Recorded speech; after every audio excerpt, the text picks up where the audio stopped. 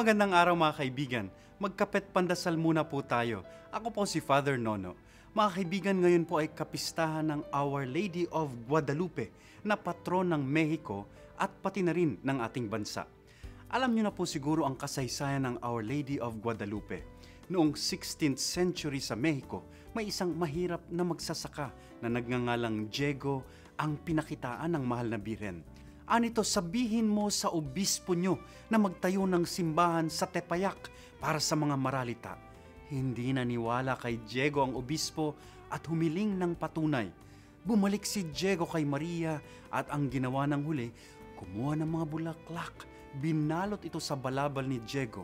Subalit nung binuksan ni Diego ang balabal sa harap ng obispo, nagpatira pa ang obispo at naniwala na dahil ang bumungad sa kanila ay ang larawan ng mahal na Birhen na kaimprenta sa balabal ni Diego.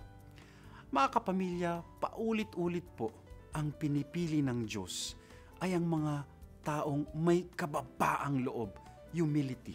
Katulad ni Diego na isang magsasaka at katulad ni Maria na isang ordinaryong babaeng Hudyo.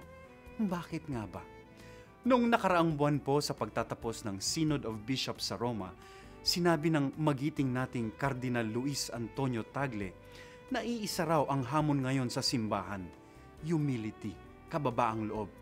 Tinanong siya ng media, anong strategy po nyo para makamit yan?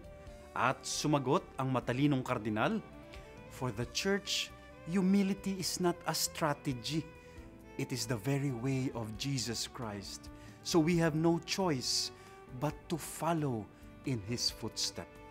Mga kapamilya, naway matuto po tayong magpakumbaba.